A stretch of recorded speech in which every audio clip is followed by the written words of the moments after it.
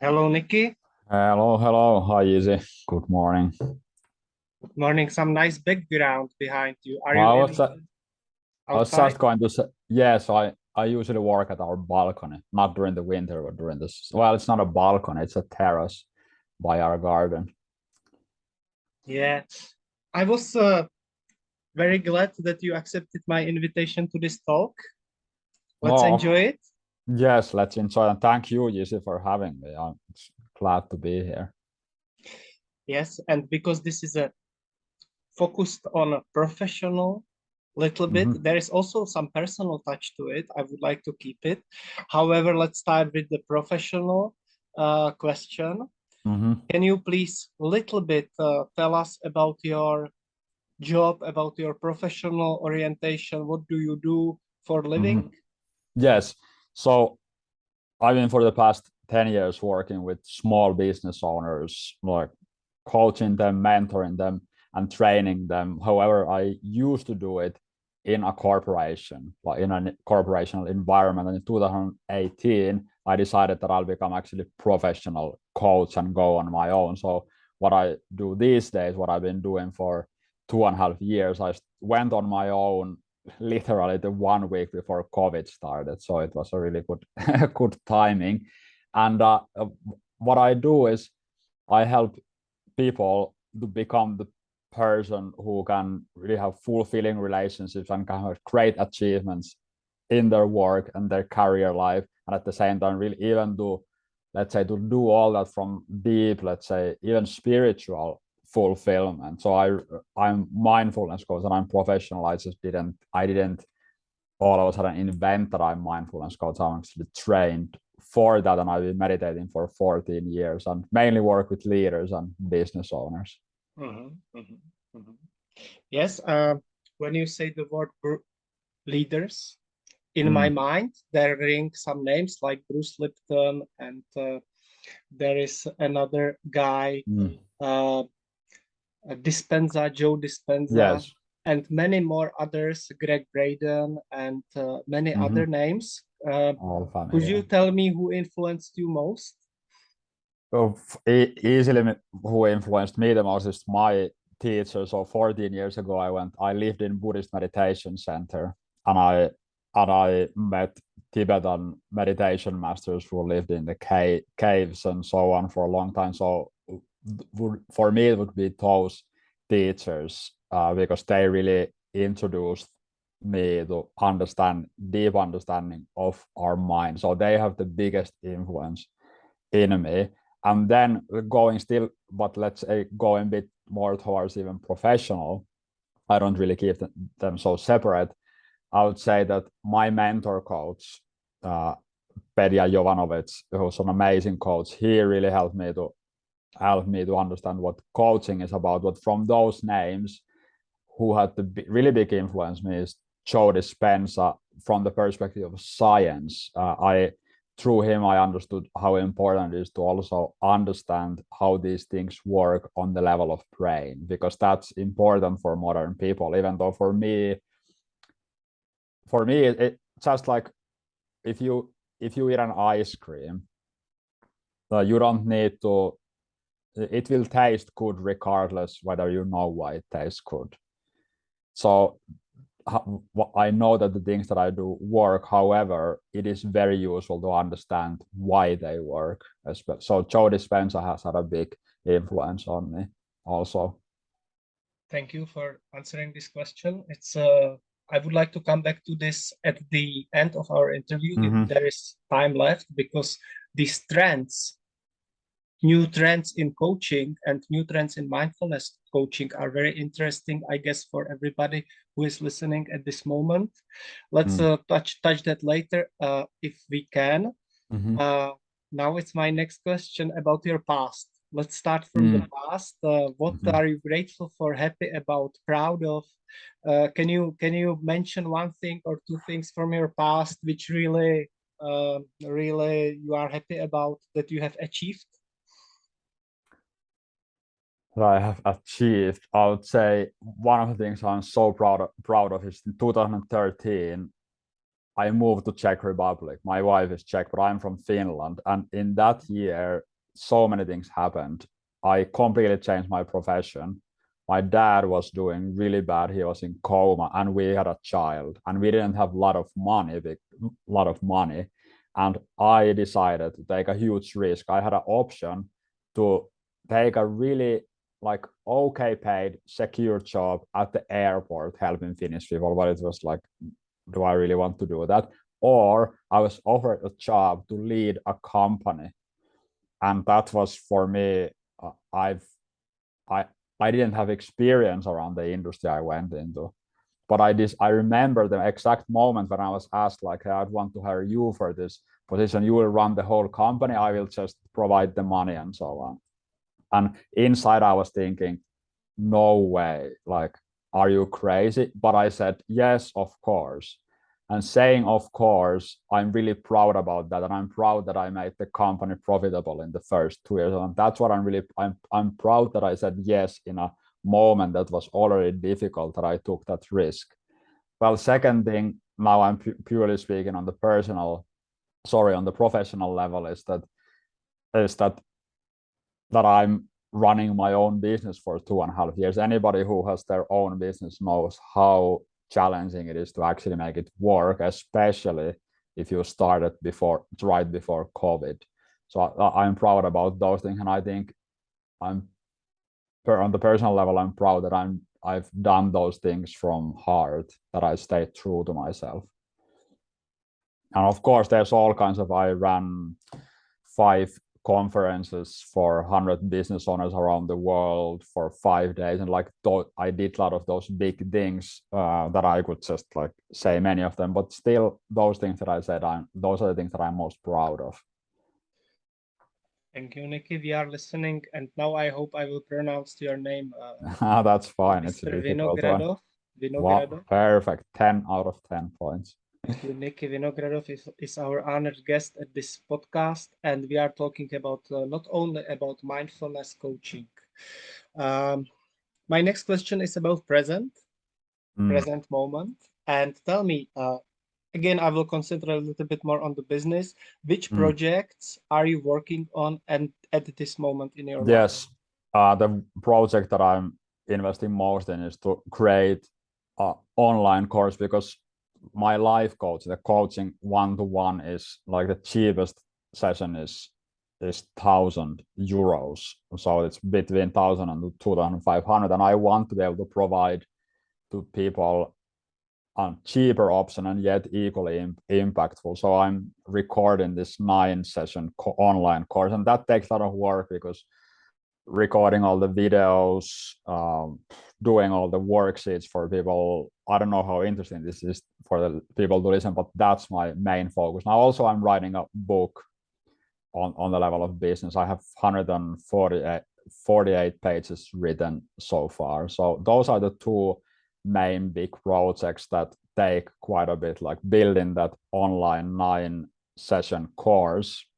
and then writing the book. And then of course there's my daily work that I do. I have between 10 to 15 client sessions per week, and that's a big time invest, and I love doing that. And then it's doing the marketing for my business and sales. So those are my weeks get filled. I don't often work over 8 hours.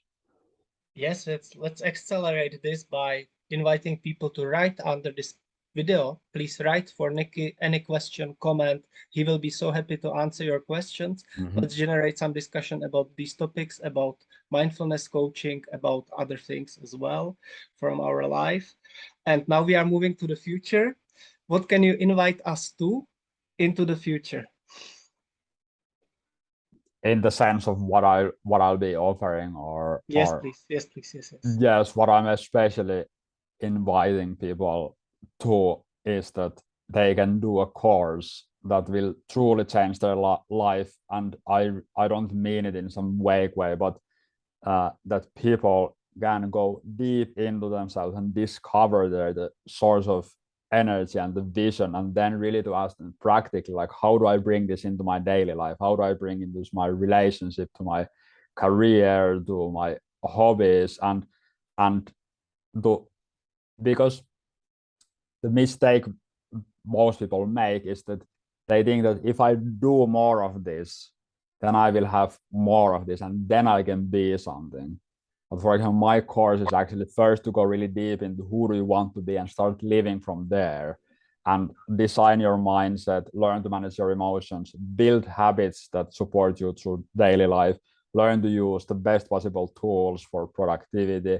And then one difficult step that my clients go through is removing all the internal triggers so that they actually can go into life. So it's called energized mindfulness course. That's the name. And for me, it's always important that two things happen, that people focus on two things: personal transformation and real concrete results.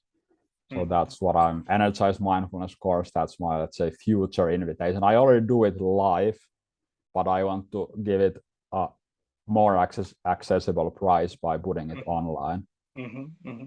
Thank you. You are, yes, what you are saying is very makes for me it makes sense.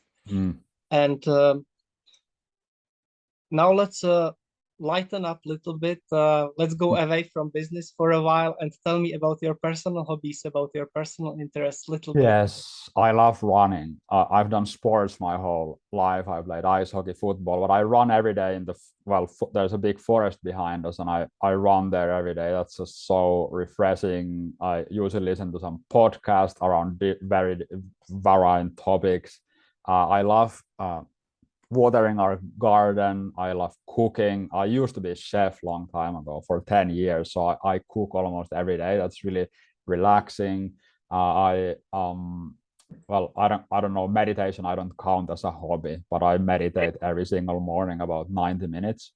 And I love going to all kinds of children things with our daughter. So jump park and all kinds of like this parks. I really love going with our daughter to those things. Writing is something that I like. What else? I do what's in the evening. I watch Netflix with my wife like 1 hour because my wife wakes up at 4:30 a.m. I wake up at 5 a.m. And since we wake up, we are doing meaningful, important things. So what is really nice is at the end of the day, just like relax and watch something. Yes, I have a very special question for you, and this is if you have any question for me.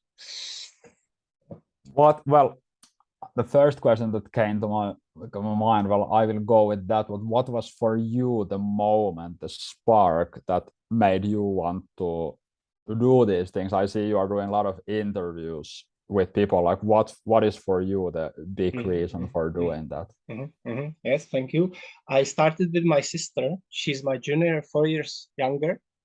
Now she has two small kids. Maybe you can see them behind me on the board, but they are very small. And before she had those kids, we started a project Memo Point, where we were talking with senior people, older people in the older houses where they are living. We would visit them and we would talk with them about their life.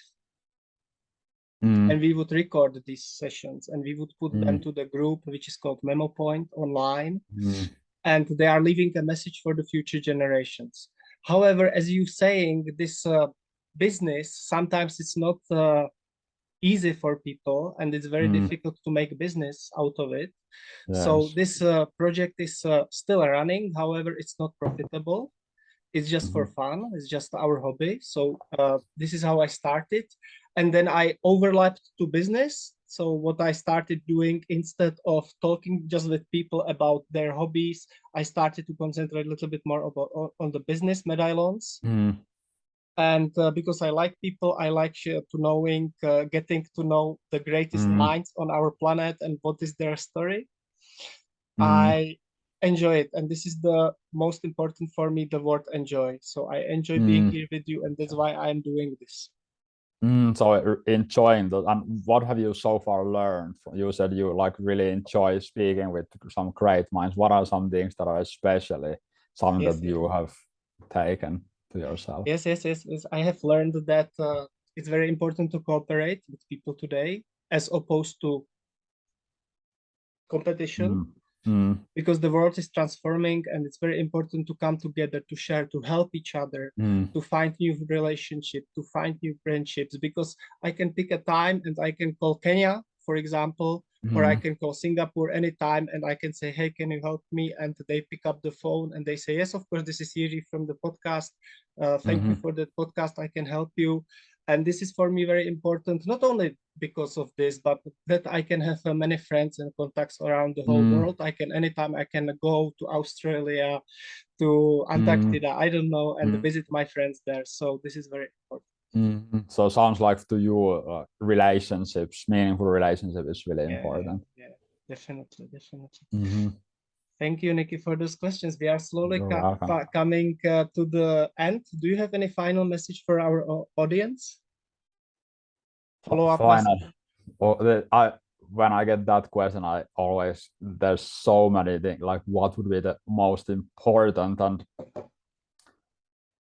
the most important things we all have here in our life, they become so easily cliches, like that all the power is inside you and so on. And those are only cliches when we don't have the experience of it. And my invitation would be, maybe this bit of challenging, is that maybe this is not relevant to, maybe I don't know if it's relevant to people who are listening to your podcast usually, but so many people unfortunately have this idea that they can avoid the biggest questions that life offers, like who am I, what am I, what is this, what is death, what is the structure of reality, what am I really doing here? And people might have this idea that those questions don't need to be answered, but every single person has already answered those questions. And if we have a, for example, idea that, well, I was just born randomly and one day I will die and so on, then our life will be massively impacted in negative way through that. But if we really start, and when we realize that we cannot afford to not go into those questions, we will start answering those questions. It can be scary, but it is the most practical thing we can do, because we will truly start finding this clarity and direction and power within us. And what could be a bigger gift to ourselves, that rather than always needing to go somewhere in the external world to find some peace and relief, is that we find it from inside. And the amazing thing is that it makes us very practical, because when the disturbances are gone, we can start creating and building things in the world. Becomes natural to us that we want to create something or build something in the world. And so this, let's say, the spiritual or mindful part of our life, I think the most important thing is that we integrate into our business, into our professional life, that it's not like, okay, here's me as mindful spiritual person and here's me as professional.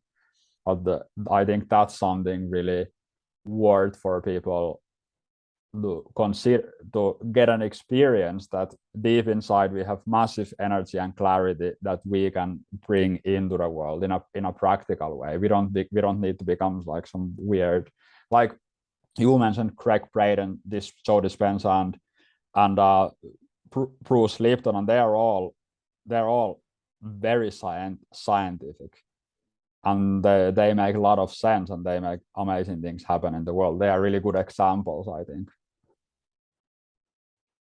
That's my final message. Perfect. Niki Vinogradoff.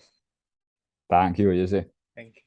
Usually I switch it off, but I would like to keep the recording a little bit running a little bit more, because I have prepared during this interview arose one more question, and this is trends in coaching. I would like to concentrate on the trends on mindful coaching.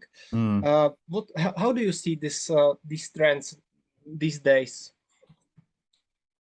Might be a strange thing to say, but I'm not the biggest fan of the trend, actually, because the trend for mindfulness coaching is to help you to get rid of stress or like get rid of thoughts, which that's usual, that's surface level, but that's a very, that's almost like, imagine that you go to your favorite restaurant. Imagine that you go to your favorite restaurant. There's all the amazing meals that you could ever, and everything will be for free. And you would only ask if you could have a cup of water.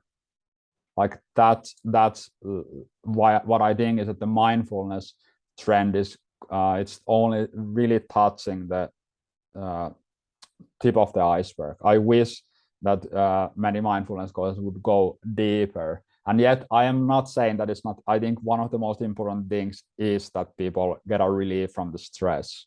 World will be a better place through that. So I wish that we could go deeper.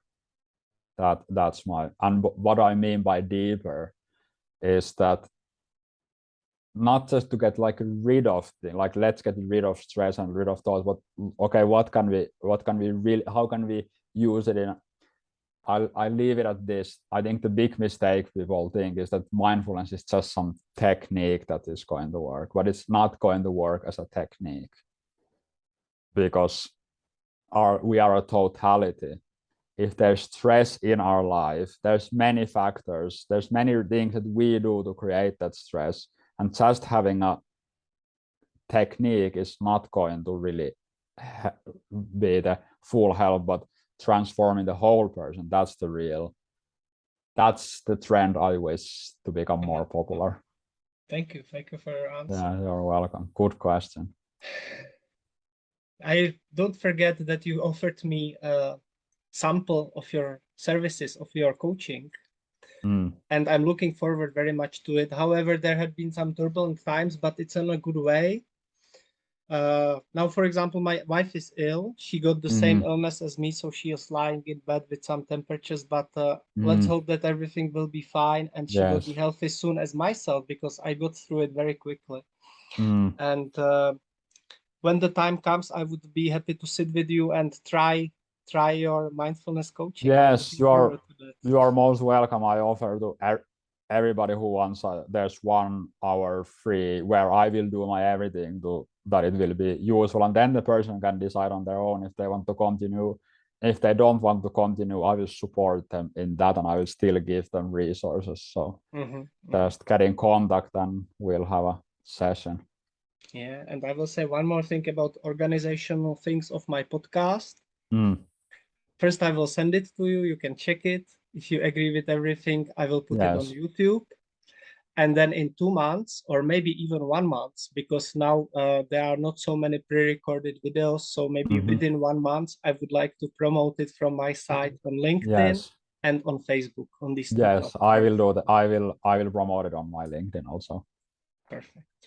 Thank you. Good. Thank you, Izzy. I really enjoyed the conversation with you. There's really this great humility I think is one of the greatest qualities people can have, because it's the openness to learning, and like you said, you want to talk with great minds, and I really felt in you this genuine desire to learn and to connect. So thank you very much for that.